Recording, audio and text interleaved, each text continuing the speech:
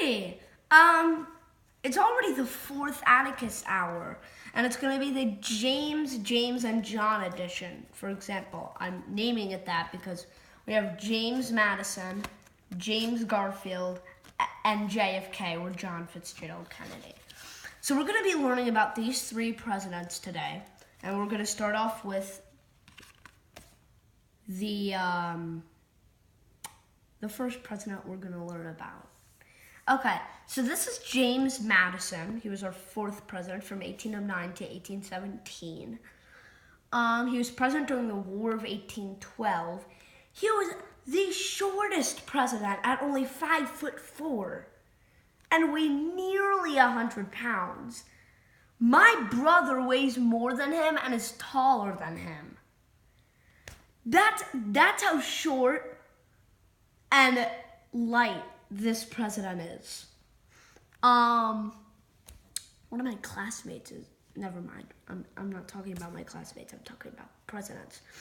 His portrait is on the $5,000 bill, and you're not going to see one of those. It only goes up to Benjamin Franklin as we see it. Those big dollar bills are kept by not the public, but you know. I think you know. Both of his vice presidents actually died in office. And that was pretty interesting. Like, he had no vice president during, like, the last few years of his presidency. I need to tell you one more fact about Madison before we begin with his presidency.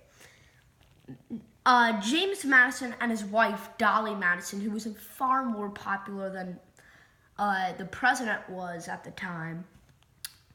They were the first couple to serve ice cream in the White House. Just guess what flavor it was? It was oyster ice cream. That's disgusting! Who would want to eat oyster ice cream? Raise your hand. I don't know who in the world would eat oyster ice cream except these 2 people. But on to his presidency. 1809 to 1811 were pretty boring for our 4th president. But once he was reelected in 1812, the War of 1812 started. And it was really, really, really bad. It was led by General Andrew Jackson, who would later become the 7th president. And, well, he was the leader of the No, he was just a general fighting in the War of 1812. He was also the hero of the Battle of New Orleans in 1815. The same year that the war ended.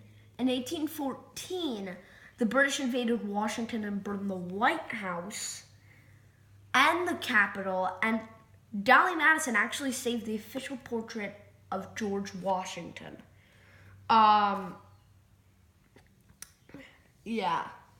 So the White House had to be rebuilt, and Madison sent both sides to sign peace treaties in 1815, and they never fought again. Soon his Secretary of War and Secretary of State, James Monroe, would become the 5th president in the election of 1816. So moving on, in the late 19th century, in the 1880s, we have James Garfield. Now, you might have remembered this person or president from when I told you about the Curse of Tippecanoe last Atticus hour. Oh yeah, my cat Mac Murphy is right next to me. I hope you like him. I think he likes you. Alright, presidents. Anyway, yeah, I talked about him at the Curse of Tippecanoe because 1880. Yeah. He was only president for about 6.5 months, so. He was our first left-handed president. And do you know what amazing thing he could do to impress people? Somebody could ask him a question in English, and then with one hand he could write the answer in Latin, and the other hand in Greek at the same time. I don't know how he does that. He was a big fan of squirrel soup. Don't tell me why. He was the second president to be assassinated, and he worked on the Erie Canal when he was a boy. As you probably know, the Erie Canal was something that was built during James Monroe's presidency, and opened during John Quincy Adams' presidency. And so, James Garfield isn't remembered for a lot of things during his presidency. He did have a battle against the New York political machine, which was led by New York Senator Roscoe Conkling, and Garfield tried to get all these things done, and Conkling actually ended resigning from the Senate. So it was kind of the beginning of the end of the spoil system, and Conkling's machine, and he wouldn't really get to see all the happy events of this because of the untimely assassination of him.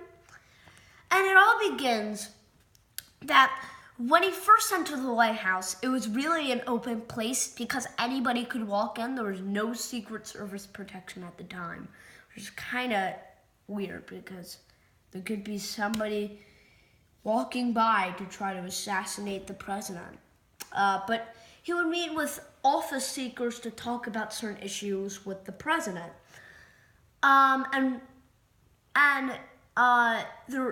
But he couldn't. But there was this one job seeker named Charles Guiteau who had spent the election years, getting along with Garfield. He's never personally met him, so Charles Guiteau. Did I say Charles Guiteau? Yeah. Guiteau thinks it's now time to have a diplomatic appointment with Garfield, though he had once shook the vice president's hand, made his way into Garfield's waiting area in the White House, but he wasn't really seen as something who would want. He was seen as somewhat of a joke by Garfield, and Guiteau was really angry at this, so in June 2nd, 1881, he stalked Garfield to the Baltimore and Potomac Railroad Station in Washington and shot him twice, once in the arm and once in the torso. And once he was carried away by the police, he admitted, "I did it. I will go to jail. I'm a stalwart, and Arthur will be president." Just for your information, the stalwarts are what Guiteau is, and it's also Roscoe Conkling's probably a member of it, and so is Garfield's own vice president, Chester Alan Arthur. But he didn't die right away. But when he was taken care of at the White House, it wasn't really the bullets that killed him. We know now that probably it was the efforts of doctors to save him. They didn't wash their hands very well. They would stick instruments and fingers up Garfield's back, and the medical care was just extremely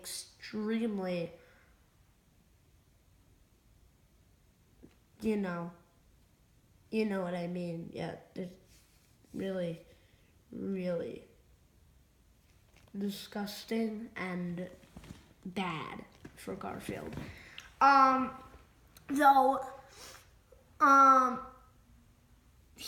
He wrote a letter back to his wife back in Ohio, telling her not to worry. He wrote, "It is true I am still weak on my back, but I am gaining every day and need only time and patience to bring me through." But he died on September 19th, 1881 from blood poisoning. It's just really disgusting matter. And he only got to serve 6.5 months in his presidency. The only major part of his presidency was his brief presidency was the battle against the political machine, which I didn't talk about very much. It was mostly about his assassination. But now we're moving on to our last president we're going to learn about, JFK. My brother thinks this is the best president of all time. You don't have to believe that. I'm just saying, okay? So he was the first president born in the 20th century in 1917, May 29th. You know what? That's tomorrow. That's tomorrow. May 29th, Memorial Day. Yep. He established a Peace Corps. He was our first Catholic and only Roman Catholic president. And he was the youngest elected president. You may be thinking, oh, yeah, I talked about Theodore Roosevelt, right? I told you that Theodore Roosevelt was the youngest president to hold the office. He was 42. John F. Kennedy, JFK, was the youngest elected president at 43. And his portrait is on the $50 or the 50-cent coin, which I don't see often. But anyway, on to his presidency. He defeated Vice President Richard Nixon, who had been vice president under Dwight D. Eisenhower, and he would later win the presidency in 1968, and later get reelected in 1972. And as I told you on, I think it was the Atticus Hour number 2. Yeah, I think it was the Atticus Hour number 2 on Mother's Day. That I told you that he resigned because of the Watergate scandal. But on to JFK. Once he took the oath of office in 1961, everybody knows his famous speech. Ask not what your country can do for you. Ask what you can do for your country. Sorry if I have too much of a Boston accent, but it's okay. He was actually born in Brookline, Massachusetts, so it doesn't matter. But anyway, there was this little secret thing called the Bay of Pigs in 1961.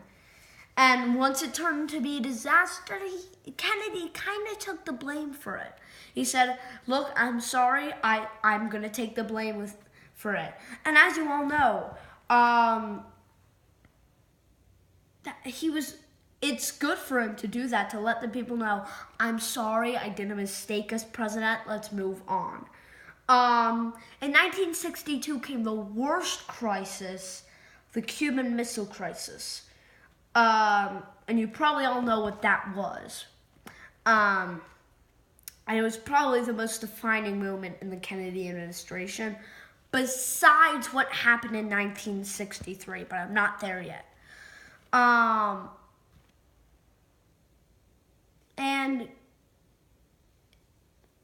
in 1963, November 1st, came the assassination of the president of South Vietnam, and Kennedy approved that. 20 days later, on November 21st, 1963, Kennedy and her wife Jacqueline visited San Antonio, Texas, to visit Vice President Lyndon Johnson from Texas, and for John F. Kennedy to give a speech. The next day, on November 22nd, 1963, he was campaigning in Dallas, and you know how that all went, motorcade and everything. Once they passed this building on the 6th floor, there was a young man about age 24, named Lee Harvey Oswald, who opened his window, fired shots at the president. 2 of them hit JFK, and they rushed to the nearest hospital, but in the end, at around 1 a.m., people confirmed the news that the president was dead. Bye. And people are investigating about this crime. Lee Harvey Oswald was taken to jail, and some people today think there were more than 2 assassins involved in shooting the president. Though we'll never know, because thank God Lee Harvey Oswald was shot in the jail place by a nightclub owner, Jack Ruby. And this investigation really still goes on. I mean, Lyndon Johnson was really only 2 cars away from the president while in the motorcade, and one of the people in the motorcade with both the Kennedys was severely wounded in the shooting. It was just really, really awful. Is there anything I wanted else to talk about to you today, or was that it? I'm not sure. What can I talk about? I don't think there's anything. So, thank you guys for watching the Atticus Hour number 4, and next Sunday, I'll be out with the Atticus number 5, where I'm going to be doing some pretty interesting presidents, as I always do. But, thank you guys for watching, and I'll see you next time.